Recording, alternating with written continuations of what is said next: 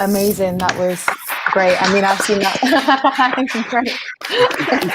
That's the kind of support you want. Right? Amazing. I'd just like to say a really big thank you to Ellis Beaton, who actually filmed and edited that and went into the G20 project. And yeah, thank you everyone for watching. If you are watching at home right now and you've got any questions or comments, or you want to ask something to our panel, which I'm about to introduce, what you can do is comment below. So if you're on Facebook, YouTube, Vimeo, or Twitter, you can ask your comments or ask your questions even, and they'll get fed to me and I'll read them out. So I'm going to introduce our wonderful panel who is here for us today. So today we have Emily Cutts, who is the G20 project lead. Emily runs the G20 Youth Festival and works with various partners to make sure that young people have the best possible chance to grow, develop and move into positive pathways. We have Delma Egan as well, who works alongside Emily with the G20 and is one of the workers there. We have Peter Orr, who is the service manager with Glasgow City Health Social Care Partnership. He is responsible for a range of citywide services for youth, people and families. Their primary aim is to maximise opportunities for young people to remain at home with their families, living in their communities while reducing behaviour that is giving others cause for concern. We have Lorna Watson, who is our community sergeant based in Maryhill Police Station in Glasgow. She works with various partnerships within the community, including G20, who are involved in this project today. And we have Marco and Kieran, who are both young people of Maryhill, and we actually saw them both in our film today. So I'm going to direct the first question to you both. So Marco, what was it like being part of the filming process? Bit weird, man. Yeah, why was it weird? Yeah. Get that though, because of the bit of delay. Yeah, no worries. Kieran, how did you find being filmed? I think the same. It was a bit weird, but it was good. I couldn't make it. I wasn't in a lot because of work, but when I was in, it was good. It's different. Yeah, very different. We also saw Lorna in the film. So Lorna, how was it for you being a police officer who was caught on camera in a very positive way, speaking about what you were doing? At the time when I visited the G20, I was put on the spot, so it was quite nerve-wracking being on the camera and being interviewed. But yeah, it was good, and it was good to see the young people involved in the project. Amazing. And same question to yourself, Emily. What was it? Were you on the? I think you were running around in the background for the most of the time, weren't you?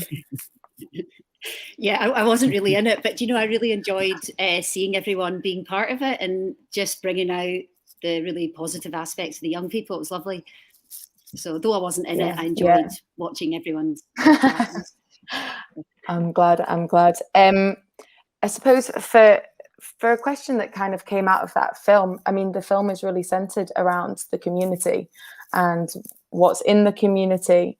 Peter, I'm wondering, what do you think the community is really benefiting from right now, or maybe needs a little bit more of?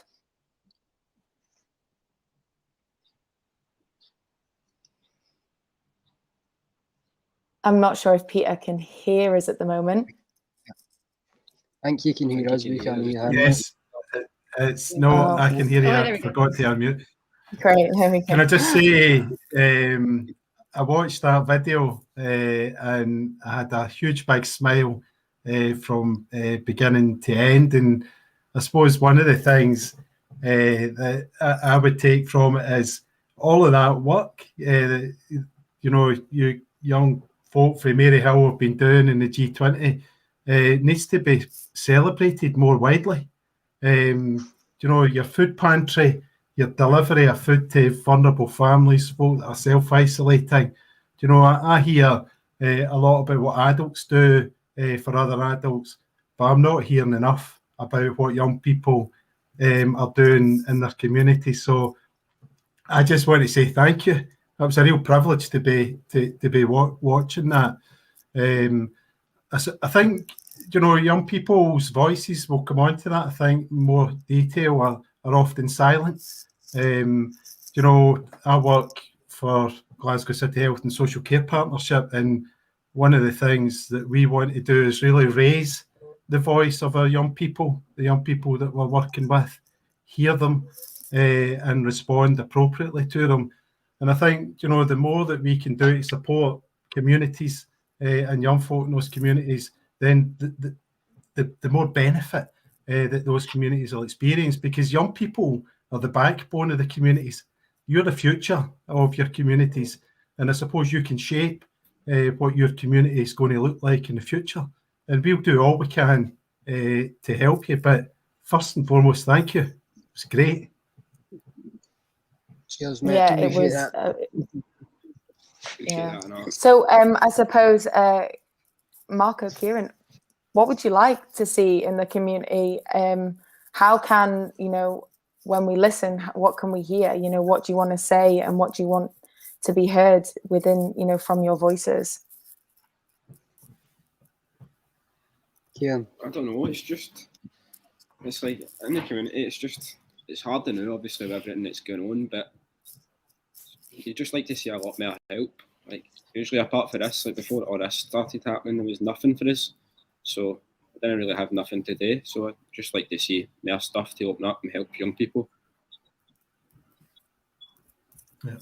Kieran's Yeah, worded it definitely. quite good, man. But What can, he's yeah. need to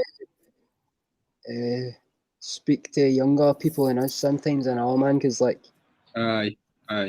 they need the most help. Think about it. It is more younger than us. Definitely. Like you're talking about just getting into secondary school. Better talking to people like that. Obviously, they're just getting into their teen years and all that. So more trouble ahead coming for them. So the better more stuff opened up to talk to younger people.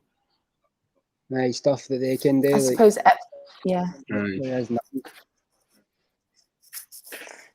I suppose, I mean, the reason why you guys feel really safe then is because of the G20 project. I mean, Emily, how did this all kind of come about? You know, how do you create a safe space like that to be able to hear the voices, you know, for young people to be able to feel safe enough to say what they need to say? Yeah, I think, well, it's been quite a journey, hasn't it, between all of us? And really, it's just about coming alongside and the young people. And it's so easy to focus on what's wrong, but we've been focusing on what's right and the good things and how amazing all these young people are, and really just involving them from the get-go. So in the club, really, they helped to fundraise the very first bits of money to get the club. They put up shelves. So with Street Cones, we say that it's not what you've done, it's what you can become. We use arts to help facilitate that road to change. Like a dream well, my trawler eyes take everything in wild.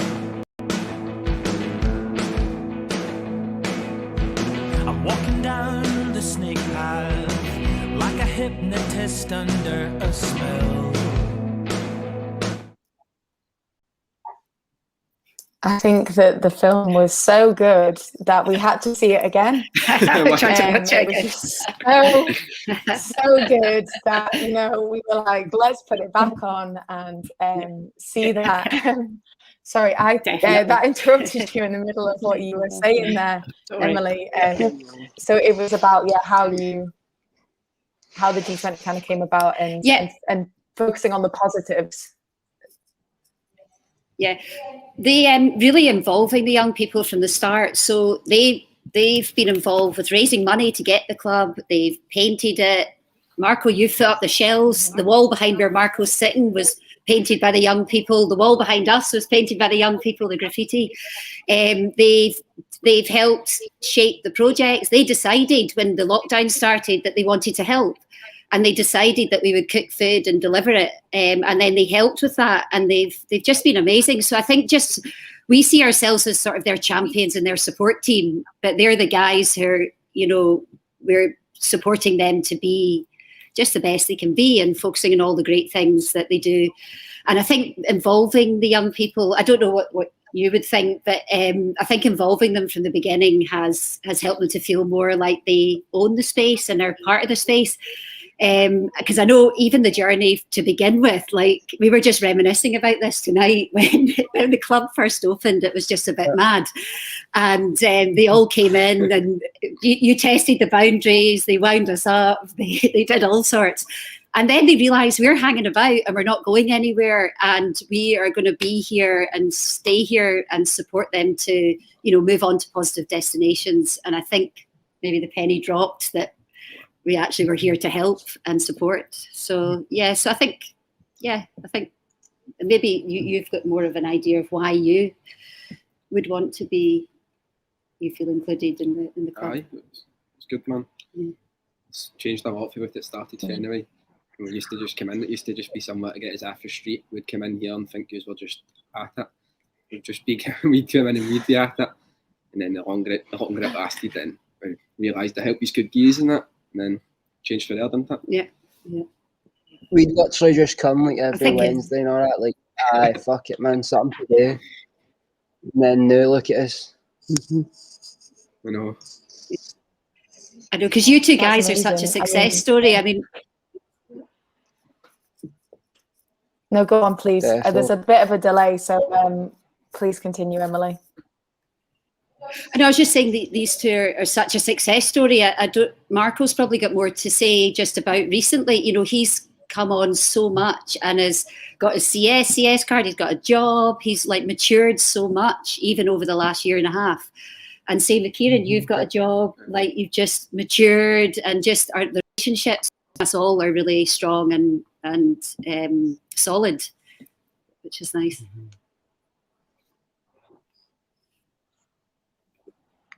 I agree with everything she's Yeah, saying. that's 110%.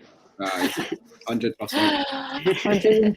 110% amazing. We have a question from Facebook from Emma White. And she would like to know what the police could do to help these young people. So I suppose that's directed quite specifically at Lorna. I mean, that should be us. What was that? What was the question, sorry, Hannah? Oh, sorry. So she asked, what do you think the police could do to help these young people?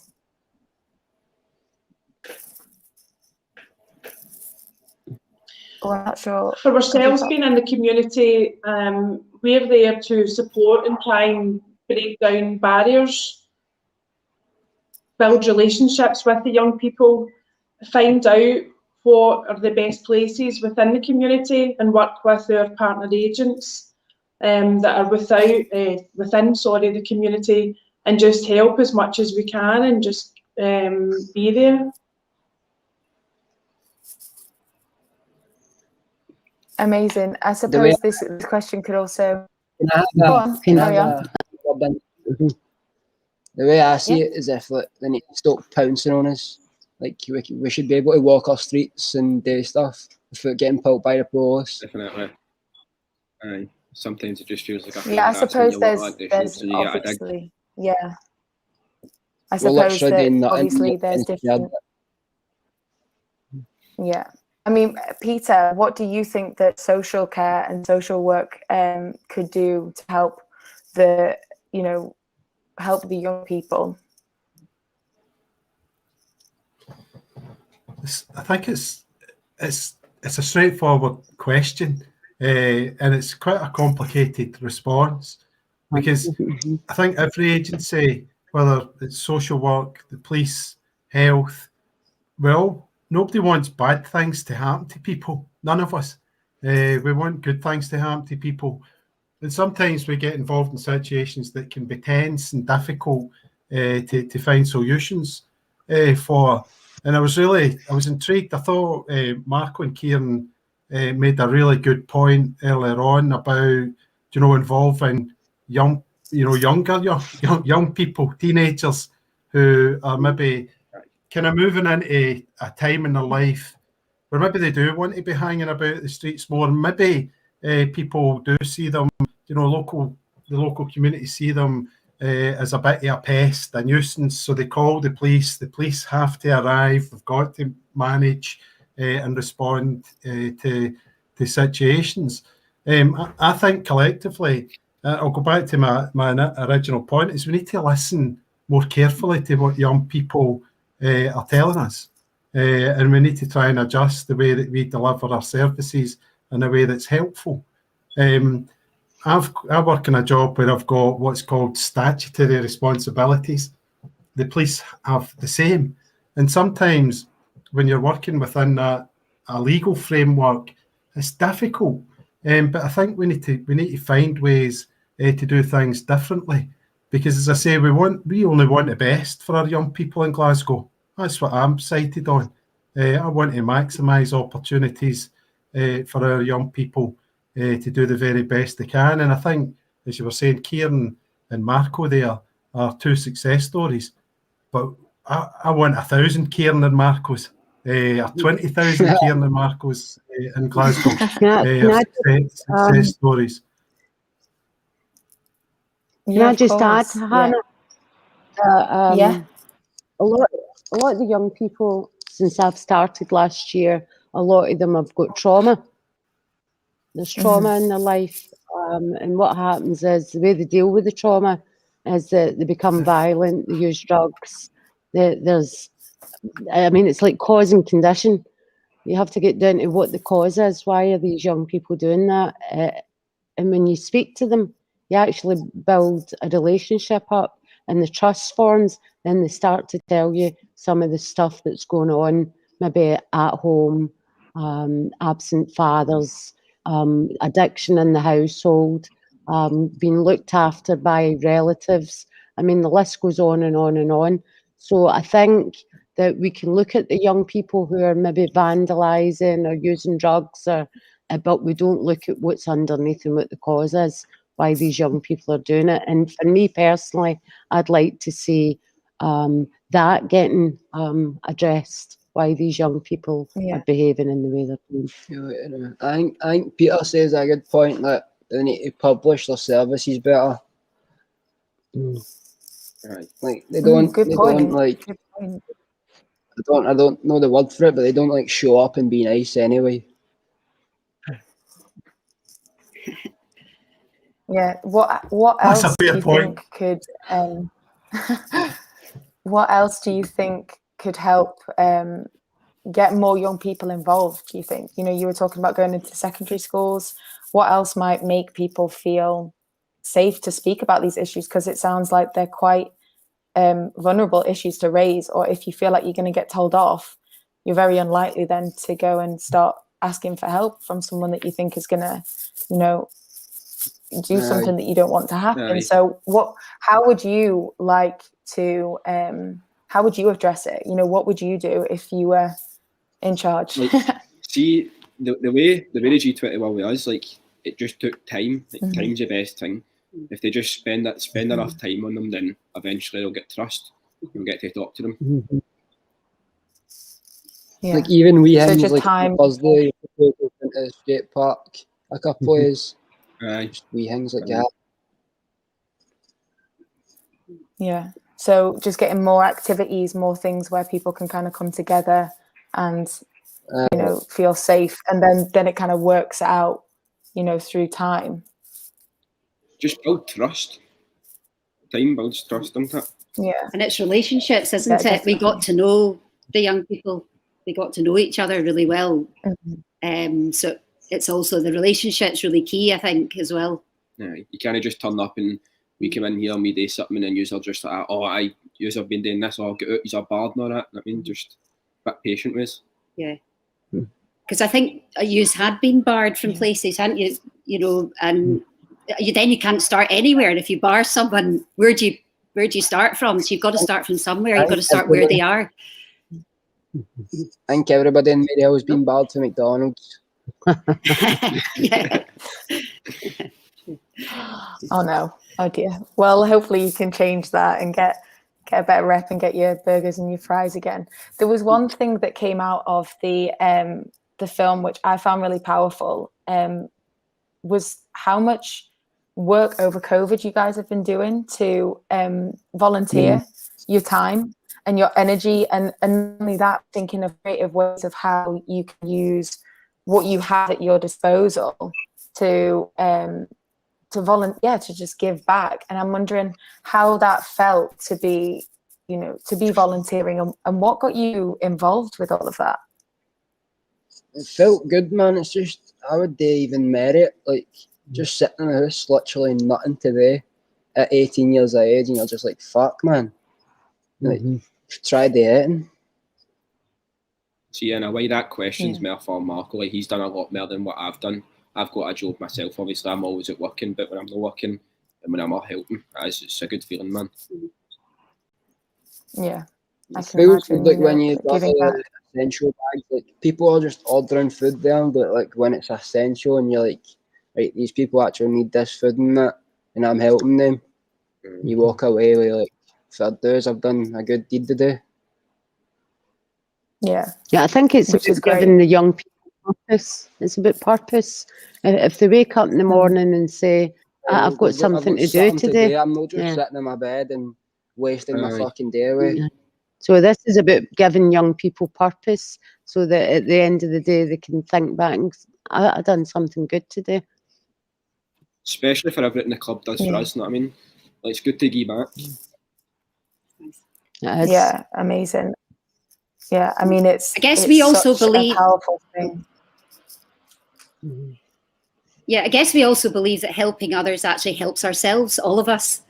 So the more you help other people, the more you're actually nurturing yourself, and having that as a sort of core thing of the club, I think is very nurturing for the young people as well as staff, because we're all involved. So it's been nice. Yeah. Be nice to get a I've got holiday as well, a- but Well, that I brings haven't me stopped on to the whole year. question. There you go, Hannah, sorry. That brings me on to a question. Yeah, no worries. About from YouTube, and they said, "Have you got more capacity for young people? What are the kind of age range of the young people that are engaging with the G20 project at the moment?"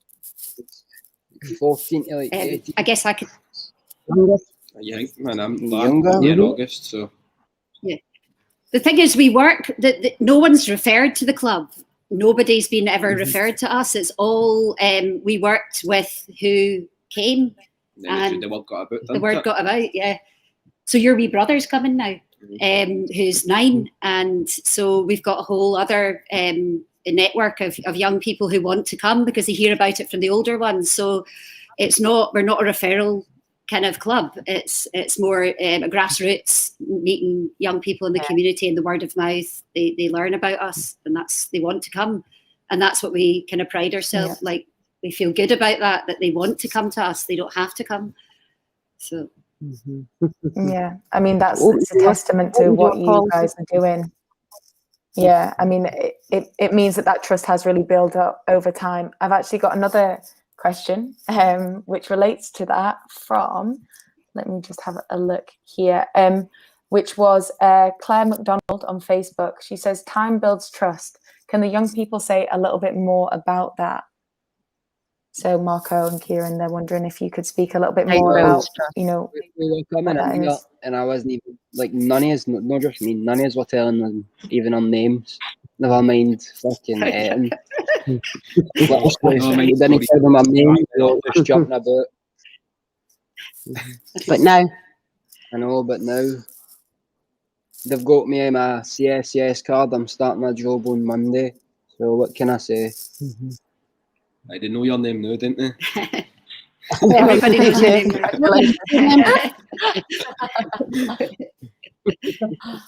now.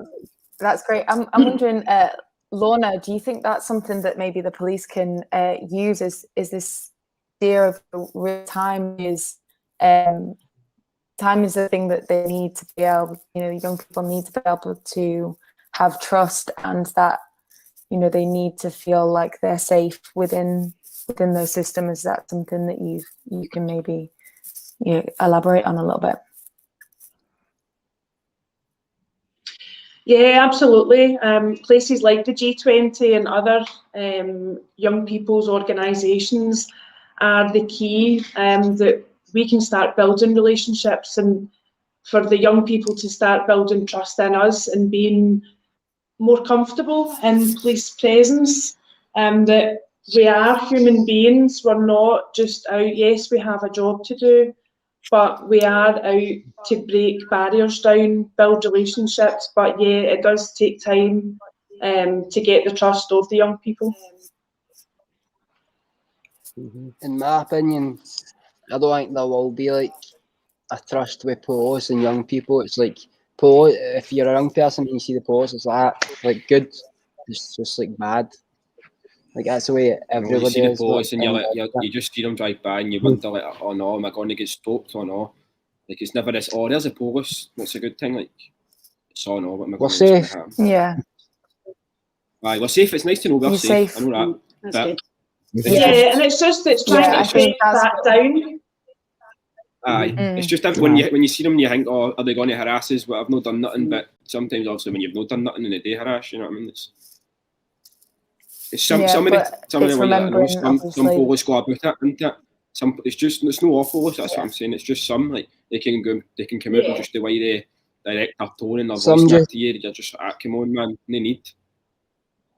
But we can, I suppose the work that we're trying to do is to break down those barriers. So it's really great that, we're working and there's projects like the G20 and, One Glasgow who funded this whole thing. So obviously want to hear a little bit about what you want to say. And that we've got Lorna and Peter both on here tonight speaking about that really openly. So, I'm hoping that these kinds of conversations can break it down. Sorry, what was that? Again. If you're like speaking to the police and all, that just puts you under a grass and all. No, I completely understand that, but maybe that's changing the way that we view it because and it's trying to break that perception. Yeah, it's just that it's a hard perception to break, but it always will be. Completely. We have another question from Adam, and he asks, and I think everyone could probably. Adam, yeah, it is Adam. And I think everyone can probably answer this one. What has been the hardest thing during lockdown for yourselves and for, the places that you work in? Maybe if we start with Peter. Sorry. We're starting with Peter or what? Very good.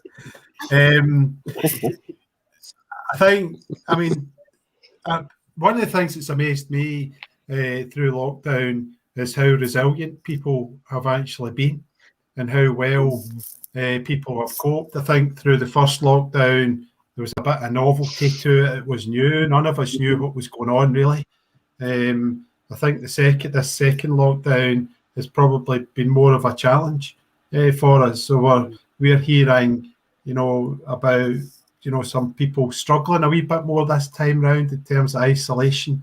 So it affects your mental health, your well-being. And I suppose for me, it again reinforces some of the work that you've been doing in G20 about that kind of connectedness that you've brought to some people's lives. That, without your food parcel, your food pantry, some people might have no connectedness. Poverty is a terrible thing in our society. We've got children, families living in terrible poverty.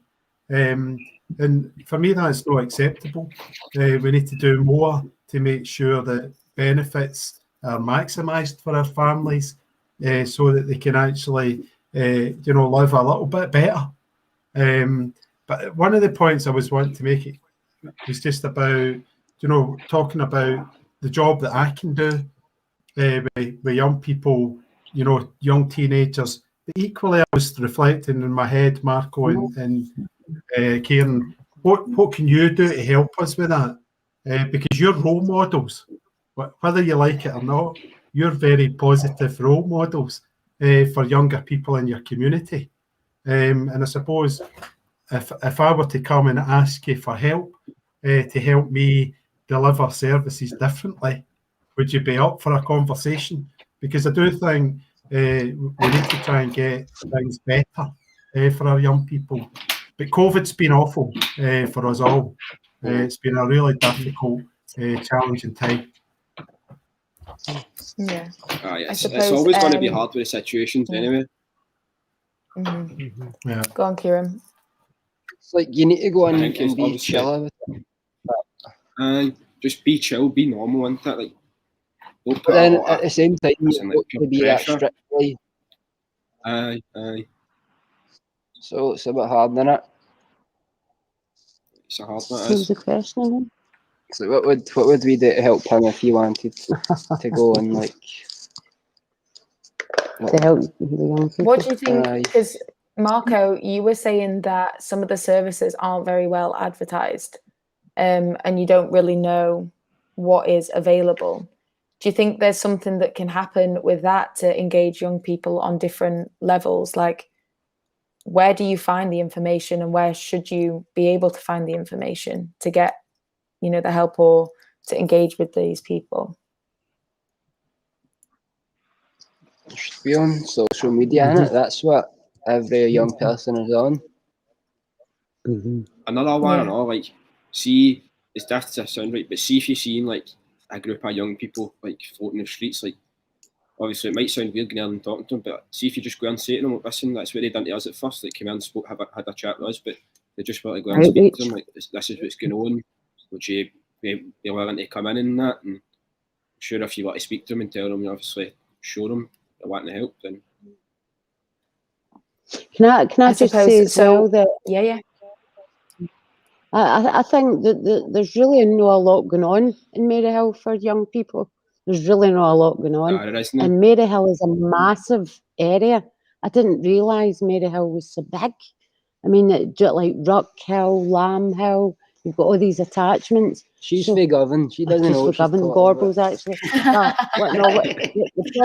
The point I'm making is there's no really a whole lot going on for the young people. There's not a lot of places that they can go.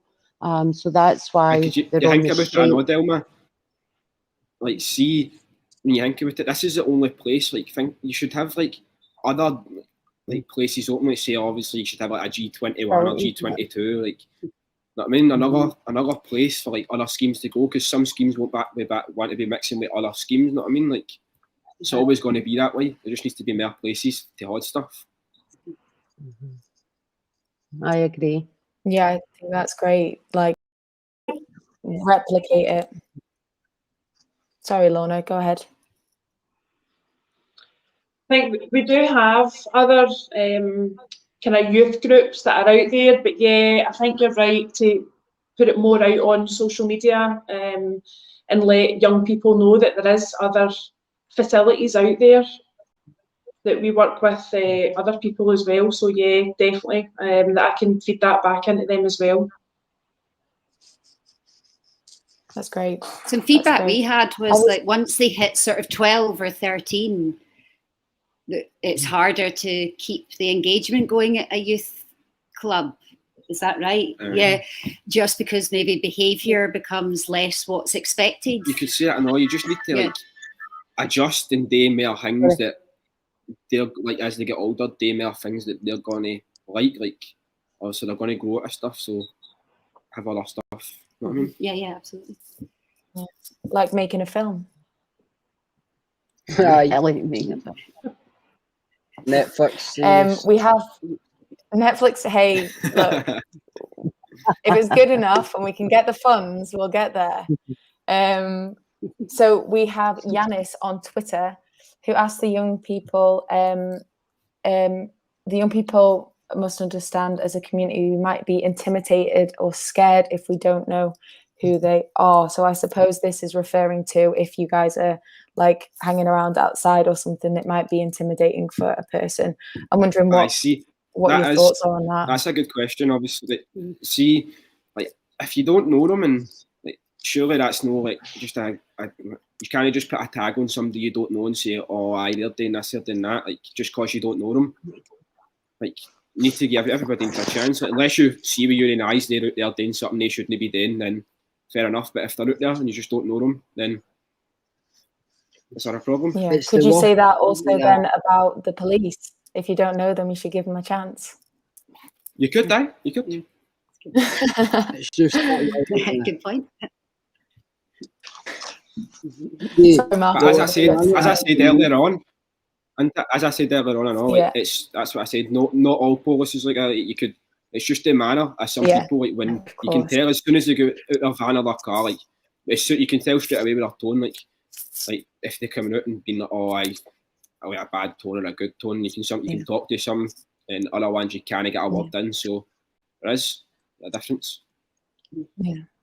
Yeah, body language and how people present Aye. themselves is obviously, and this is obviously what Just that question is tone, also isn't it? referring to. Because if you're huddled up in a big crowd, Aye, oh, aye. you know, hoods up or Yeah, I get something, that, I that get could be that, quite aye. an intimidating.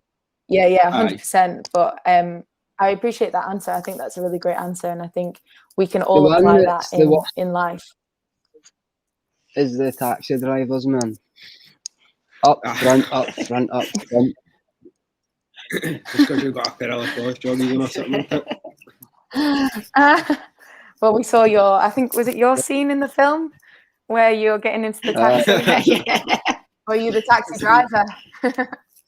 Aye. I don't think I dress that bad, you know what I mean? I know, very sharp. I think you've got a very sharp, and I'm not sure what to call them after. It's a tracksuit, right? Because we had this argument with D Maxwell if it's trackies or tracksuit or gutties or something else. I'm not sure what the.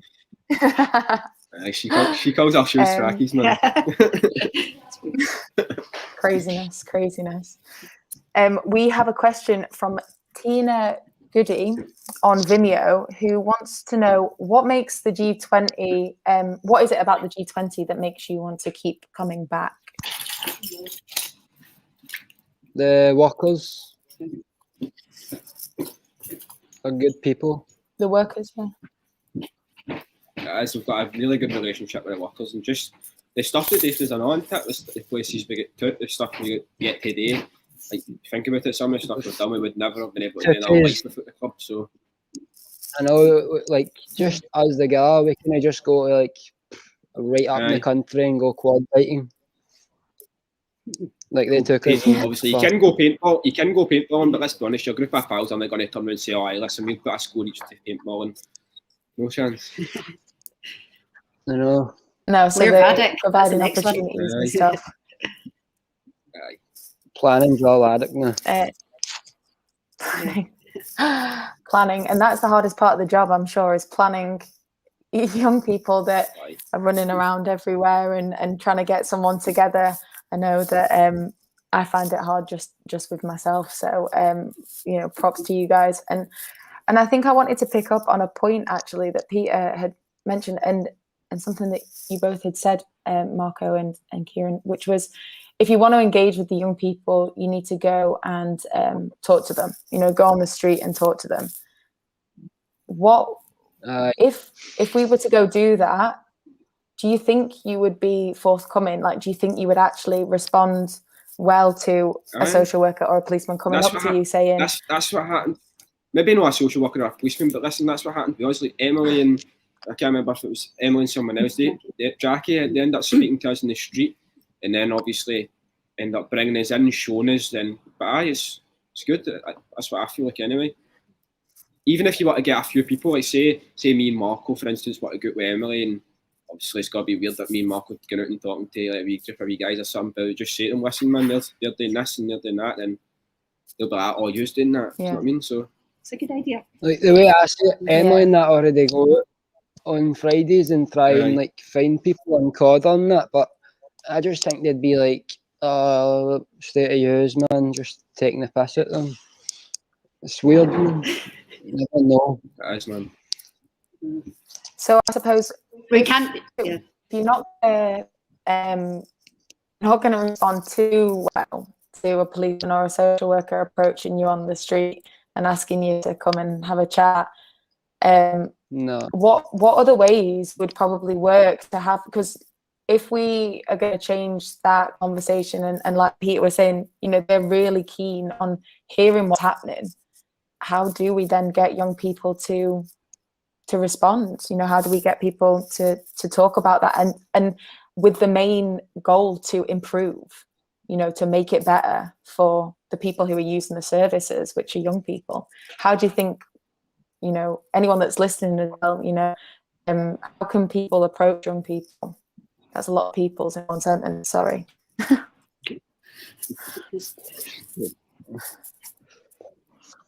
don't even know, man. Like, No, I didn't. no too harsh, As- no as too. pain. Like, just as I said before, obviously, like, just put the word about there on social media and that. Everybody does know what social media nowadays. Yeah. So Yeah. Emily, do you have any like insights into this? Because obviously you've started and grown this, you know, really great project from the ground up. And you have got these young people through the door and you have built up that trust over time. I'm wondering if you've got any ideas for, you know, what Peter was saying about getting young people in to talk and to improve these services. Yeah, I mean, for us anyway, we were looking at the long goal. So we wanted to engage in a meaningful relationship for a long time with the young people. So when we went out and sort of hung about the streets, waiting for them to come and maybe renting out places until we found this place a year and a half ago, we just sort of waited and said, we will still be here, we'll still stay here. And that way we could develop and find out what they wanted and what they needed and how we could support and how we could help. But I think if you're just talking about actually reaching other young people to get into the services, maybe if services came to places like us, because we've got the young people here. And that's quite often what we feel is sometimes they want the young people to go here, there and everywhere. And it's actually very difficult sometimes to get the young people to go those places. So actually coming to us, if you want to reach the young people, you know, come to a club like ours and reach them that way. For us, if you wanted to start something like us, it's going and just being available and willing to stay around for a long time and grow with. Because we didn't come in, we started off with no funding at all, 2 weeks funding, and really it evolved to this. Had a bit of patience. A bit of patience and just enjoyed sort of learning together and co-creating this space. But you have to have that long-term, maybe vision for we're just going to still be here in 10 years' time, kind of thing. Yeah. What services do you offer in the G20? Like in the film, we heard about CVs and job opportunities and lots of different things like that. I mean, what are the things that happen at the G20? What do you offer? I mean, obviously, we've got a really tiny team, and actually we've got 70 young people and more coming in the community who are connected to us. So it's been quite difficult with COVID because we've worked very meaningfully with a group of young people, maybe up to 20. But there's a lot of young people we haven't been able to engage with. So usually when it wasn't, we were only in the club for about, for 6 months before the lockdown happened. But what we'd sort of developed then was a youngers, an olders, girls, boys, Maryhill, Lambhill. So we had lots of different groups. And what we found is there's just lots of things that the young people want. So it's like activities, support, someone to talk to, someone out with your family to talk to, training, education, employment. We try to, we're trying to get more of these things in place, but obviously we're still quite a young group and we don't have a huge amount of funding. So we're trying to use what we have, do what we can with what we have, and trying to meet the needs of the young people in terms of those things I just said, growing and just helping them to grow and develop as well as we can. And during COVID, that's been making CVs, the CSES training, helping others, training in the kitchen, and those kind of things. So developing turning up on time, just basic little things like that. And because I remember even at the beginning, Marco, I used to give you a lift to here, and you never get a lift. You make your own way here. You turn up on time. You work really hard. So just even those little things. So we support those little small things that can make a big difference. I've got a question here, which I feel is quite an interesting one. It's from Big Norrie on Twitter. And it's not the name that I found interesting, it is actually the question. He said, I come from Pollock and I joined the police. My brother didn't speak to me for a year. His question is to the young people. So that's Marco and Kieran. If your pal joined the police, would you talk to them? No. No. Aye, but it would be so weird, man. There would be a lot of, like, I don't know, it'd be different. Stuff would change. Yeah. And why is that? That's because of your relationship right now with the police and stuff like that, that you wouldn't, even though that they're your, maybe your best pal, it would change things. Aye. Wouldn't it? Yeah. I don't know. Like, in my opinion, like, say if one of my best pals were going to become a police, right, it would be like, you couldn't just say, oh, you're not my pal because you're a police, but like, don't know, I think it wouldn't be, I was going to say respect, it wouldn't be respect, but respect wouldn't be lost. It would be like, maybe some stuff you'd be scared to say just in case it escalated further and they said to somebody else and further down the line it got you into trouble, you know what I mean? But other than that, so there would be an apprehension there, maybe. It's a good question. Yeah. Yeah, it's a very interesting question. And Marco, yours was a no. No. Fair enough, and that's okay. It's your opinion. Lorna, I'm wondering what that makes, how that feels like for yourself to hear those answers. Yeah, I lost a few friends as well when I joined the police. I think as people's perception of the police, and like Kieran was saying, people's attitudes change and they become very different people when they're speaking to you, and they're very guarded in what they say. So yeah, I completely understand the young people's reaction to that. But again, it's what can we do as an organisation to try and change the young people's attitude for that? See, like, I don't think there's, realistically, man, I don't think there's much you can do, like, personally. That's what I was about to say. Like, I don't think there is a change in it anymore.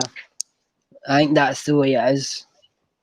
Maybe you'll get your youth groups being that we'll speak to your youth groups and do this and that, but I don't think there'll ever be a way where we're like where we Emily to the police. Aye. As it is, like, you can come in here and probably get a conversation with a few people, but if you want to come out in the street and try and do it, you're probably going to get a conversation with anybody, if anyone is, but obviously there's a difference coming into a building, you know what I mean? Although we've been very well supported by the violence reduction, we've been very well supported by the violence reduction unit, and you guys have engaged really well with them, and they're the police. Who's that?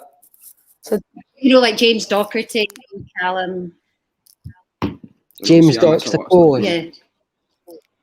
Well, he's not a police, but he works for the police. They're funded by the police. He works with the police. He's not. But what I'm saying is, so we've got good relationships there with them. There's subsections of it. Yeah, completely. We've got a follow-on question from Big Norrie there, who says, how do the young people, so Kieran and Marco, feel about the fact that the police actually funded this project, Something to Say, and are funding the short films that are being made? How does that make you feel?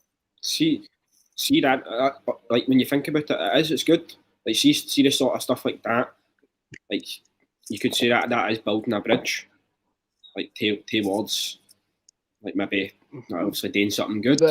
But then it's not that when the screws pull you or something, you just be like, whoa, you're funding me, man. Like, come on. I know. No, of course not. But it's they are funding a project that is actively asking you to say something, and they're on this call obviously right now. There's here with us, and so there's a care there. Yeah. So there's an interest there. There's an interest in keeping you guys safe and making sure that there's a development. I get that. Yeah, definitely. But some of the stories I hear about, like, that's great. The younger people that come here, it's just like, why? What is the need in that? These wee lasses, not at 15, getting dragged about the streets with the hair after the police, who are Mary Hill police, and these wee lasses are staying in the hill. Obviously, I get these wee lasses obviously stories, but so we don't know all of that because obviously we're not there. I've got another question, and it's actually something that I'm really interested in as well. So my question first and foremost is, what do you think the short films that we're going to make are going to be about? What do you think they're going to look like? What would you like them to be about? I don't know, just about the scheme and that. I think we were heading towards that comedy type of vibe. I know. Yeah, I'm very interested in that. Yeah, so a comedy film about the G20, as in like the scheme, and get some good characters in there. Yeah. Like have you guys been practicing your acting? Nah, but like we all watch this mad thing, and it's this guy like called John, and it's like a bam up, but it's like he's got a job centre and all that, and they're like, why are you not applying for jobs? And he's like, oh, I've just downloaded that new Netflix, man. So it's just like, right, go on, you're like. Amazing. I mean, I'm really, really excited to come in and work with the G20 and get these films started. Lorna, what would you like to see happen with the relationship between the young people and the police? Long-term kind of goals.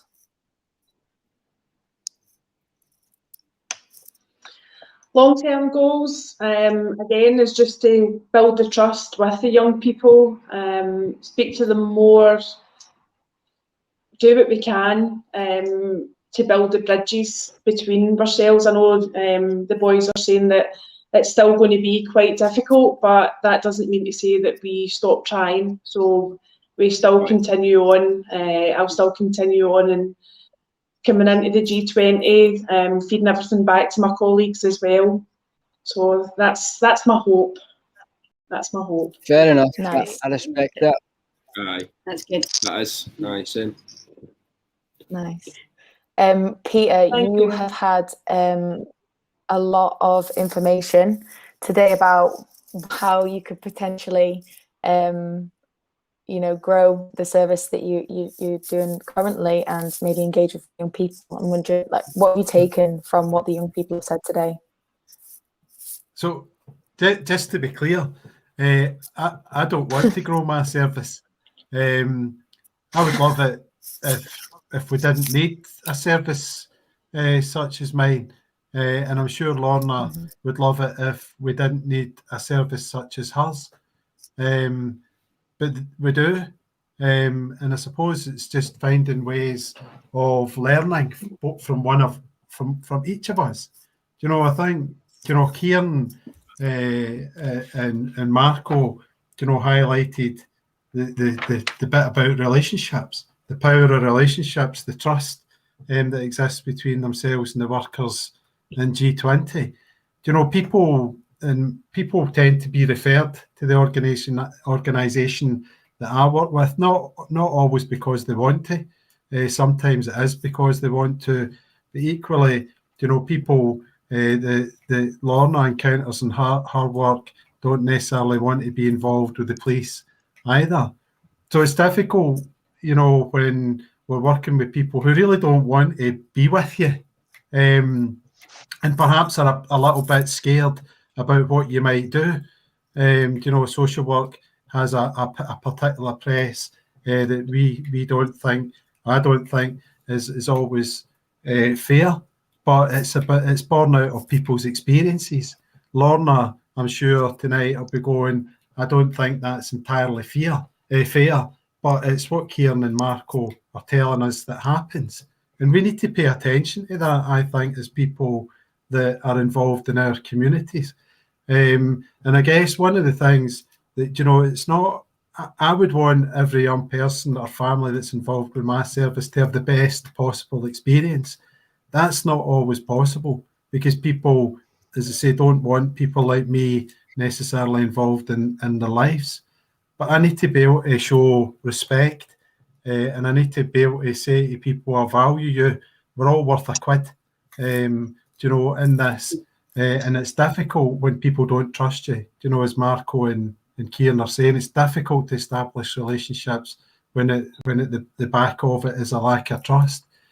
And it's not, I think that problem's as much ours organisationally as it might be with Marco and Kieran. We need to adapt and change the way that we behave as much as we might expect, you know, young people to adapt and change. So, and that's what I would be looking for. What can we do better to help support families? But equally, I would say you're far better off in G20 than, you know, coming into conflict with the law or being referred to social work because you've been in conflict with the law. G20 is a safer place. So that's why, I mean, I'm really interested in the work that's been doing. You know, just think about if it wasn't for that, what would you boys be doing? You know, and it is, for me, it's about those other young people coming in behind you, those younger teenagers that you were talking about earlier on. How do we help them get involved? And how can you help us with that? That keeps those young people away from Lorna's door. It keeps those young people maybe away from my door. And that's the help I would be looking for. But I've really enjoyed listening to you. Right, I've got two wee brothers, man. They're one's turning 10 this year, but I've obviously said to them, they've started coming in here now, and they've told their pals, hopefully their pals will tell their pals, know what I mean? Hopefully they'll soon get a book. A good thing you said to know is, like, if we didn't have this, man, like, I genuinely, mate, I don't have a clue what I'd have been doing for the last year and a half. Good anyway. And up to no good anyway, man. Just cutting about in a fucking course or something. Waiting fucking to get in there. And into some trouble, isn't it, man? Yeah, so, I mean, we can all agree. Man, I feel heavy, like, growing up since I've came here. Like, I don't feel that mad same guy who came. Amazing. Yeah, I mean, the work that's I would happening agree. in the D20 is obviously huge. I would just say that too. I've seen a massive change in Marco. It's lovely to watch that, you know, someone just flourish. And I feel that's what you've done over that last year and a half. And a lot of you too, Kieran, you know, it's really nice to see. Look at you both flourishing. I bet you never thought you'd have that terminology attached to your name, which is amazing. I'm just really thankful for you all to be here tonight, for all of you answering so honestly and openly, eloquently, and really having a great conversation about, you know, these things. I mean, it's not the end of the conversation, it's just the start. We've got lots to do. You know, one thing that I'd really like to just hear from, and we've got one question, which is from Amy McClan on YouTube. and she asks, Emily, how long are you guys funded for? We've got lots of little different bits of funding. So we're still a little bit hand to mouth, but we've applied just for some lottery money for 3 years we want to get a manager for the club. So we're just constantly applying for things. It's not like we have core funding for a lot. We've got communities fund for some of it. So we're just trying to piece together lots of different funding to keep us going. But we've got a really good team helping us and supporting us, and we're so thankful for all the support that we've got from many different people. But yeah, we don't have like 3 years, 5 years funding. We're more like year to year kind of thing at the moment. Yeah. So if there's any we're getting there out slowly there tonight, but surely. Yeah, please send any it our way. We can definitely tonight, send it on a good cause. Yeah.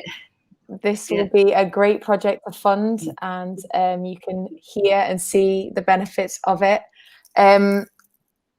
Yeah, so that's going to be us for tonight. I'd just like to thank everyone who has been on, all of our guests tonight, everyone behind the scenes. So that's Todd and Mark and all of the Street Cone staff, and Lorna, your team, and Peter, your team, and Emily, your team, and I'm sure Keenan and Marco want to do a shout out. You want to do a shout out? Shout out Adam and to Rachel. G20. And all the G20 team. Stacey, Owen, Panda, Delma. Owen, Panda, Paul. Delma, Stacey, Paul.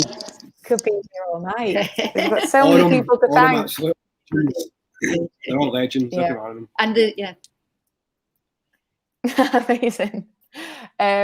So that's it for tonight. Thank you everyone for your questions and joining us and watching. If you are interested in what Street Cones are doing, you can follow us, you can like us. We also have links to the G20 Youth Project, Facebook, Twitter as well. So give them a follow and a like. I'm going to plug our next live stream as well, which is going to be on the 21st of April, and it will be the second in our Road to Change Lived Experience Inspiring Stories.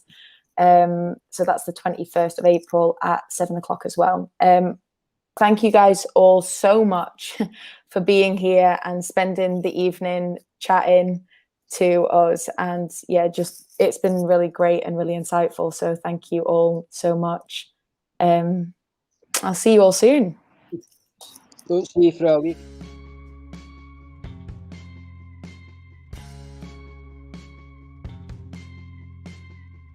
Hungry but I can't eat. Not allowed and don't sleep in my own bed anymore. I uniform to show you who I am.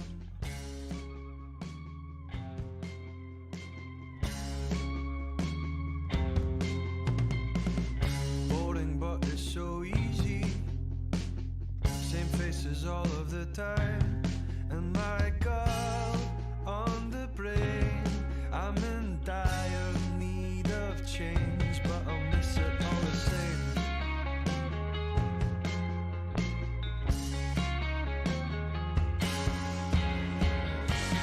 Give me the news and an honest paycheck, a season book and a set of wheels, a flash of your eye from across the party, a quiet life, an open door.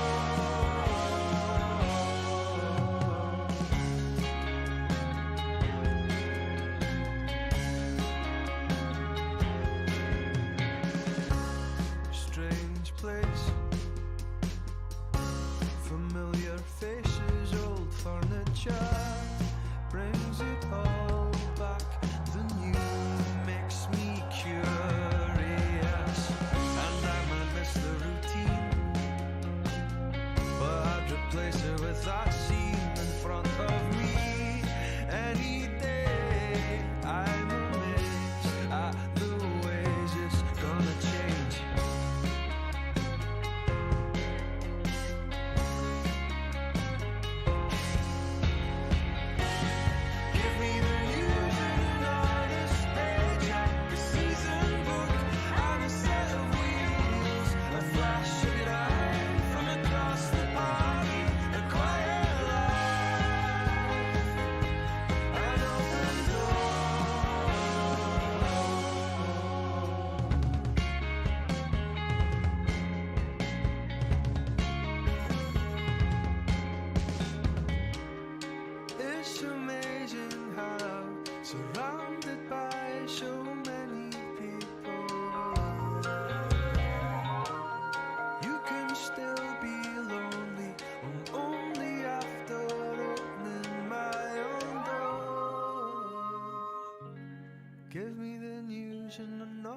honest paycheck, a season book, and a set of wheels. A flash of your eye from across the party, a quiet light. Give me the news and an honest paycheck, a season book, and a set of wheels. A flash of your eye from across the party, a quiet light. I'll open the door, I'll open the door, I'll open the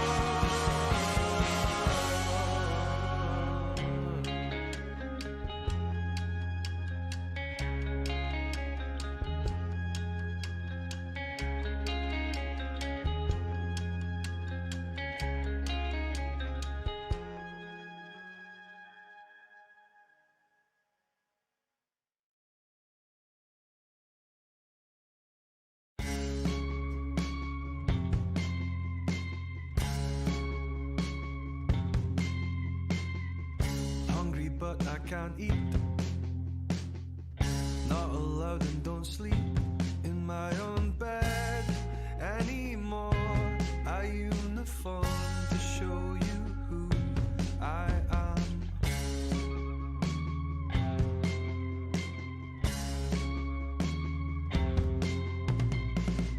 Boring but it's so easy. Same faces all of the time. And my God,